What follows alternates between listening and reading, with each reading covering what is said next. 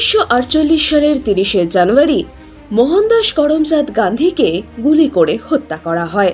দিল্লির বিড়লা হাউসে নাথুরাম গডসে গান্ধীজিকে গুলি করে হত্যা করেছিল। সেদিন নাথুরাম গডসে গান্ধীর বুকে ও পেটে 3টি গুলি করেছিল। গুলি লাগার কয়েক মিনিটের মধ্যেই গান্ধীজি মারা যান। গডসে কেন গান্ধীকে হত্যা করেছিল তার কিছু কারণ দিয়েছিল সে। সেই সময় গান্ধীজি অনশন ধর্মঘট করছিলেন। তিনি ভারত সরকারের কাছে পাকিস্তানকে 50 লক্ষ টাকা দেওয়ার দাবি জানান। এই প্রসঙ্গে নাথুরাম গডসে জানায়, গান্ধীজি যতদিন বেঁচে থাকবেন তিনি ততদিন ভারত ও হিন্দুদের বিরুদ্ধে কাজ করে যাবেন।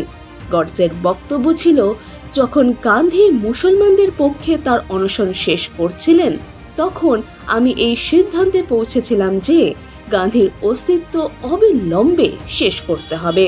দক্ষিণ আফ্রিকায় ভারতীয়দের অধিকার পাওয়ার জন্য গান্ধীজি অনেক লড়াই করেছিলেন, কিন্তু যখন তিনি ভারতে আসেন তখন তার মানসিকতা পরিবর্তন হয়। তিনি সঠিক ও ভুলের সিদ্ধান্ত নেওয়ার জন্য নিজেকে চূড়ান্ত বিচারক হিসেবে বিবেচনা শুরু করেন। গান্ধীর হত্যার দায়ে দোষী সাব্যস্ত হওয়ার পর গডসে ও নারায়ণ আপ্তেকে 1949 সালের 15ই নভেম্বর ফাঁসি দেওয়া হয়। স্বাধীন ভারতে এটাই ছিল প্রথম ফাঁসি। ভারতে 30শে জানুয়ারি শহীদ দিবস ও মহাত্মা গান্ধী স্মৃতি দিবস হিসেবে পালন করা হয়। 1889 সালের 30শে জানুয়ারি বিখ্যাত হিন্দি সাহিত্যিক জয়শঙ্কর প্রসাদ উত্তরপ্রদেশের বারাণসীতে জন্মগ্রহণ করেন। জয়শঙ্কর প্রসাদ হিন্দি সাহিত্যের অগ্রদূত হিসেবেই পরিচিত।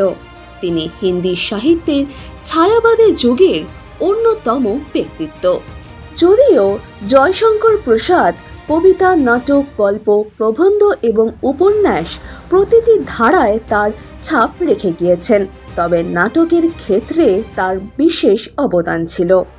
উপন্যাসের ক্ষেত্রে প্রেমচাঁদের যে স্থান, হিন্দি নাটক সাহিত্যেও জয়শঙ্কর প্রসাদের সেই স্থান। জয়শঙ্কর প্রসাদের বিখ্যাত নাটকগুলির মধ্যে রয়েছে কল্যাণী, প্রায়শ্চিত্ত, অজাতশত্রু, স্কন্দগুপ্ত, ধ্রুবস্বামিনী, অগ্নিমিত্র এবং চন্দ্রগুপ্তর মতো নাটকগুলি। মাখনলাল চতুর্বেদী 1968 সালের 30শে জানুয়ারি ভোপালে মারা যান। তিনি কবি, সাংবাদিক এবং স্বাধীনতা সংগ্রামী। তার পুষ্পিকি অভিলাষ কবিতার মাধ্যমে তিনি স্বাধীনতা সংগ্রামীদের বার্তা জনগণের কাছে পৌঁছে দিয়েছিলেন। মাখনলাল চতুর্বেদী প্রভা, কর্মবীর এবং প্রতাপ পত্রিকার সম্পাদনা করেছিলেন। তিনি হিন্দি সাহিত্যের ছায়াবাদী যুগের অন্যতম ব্যক্তিত্ব।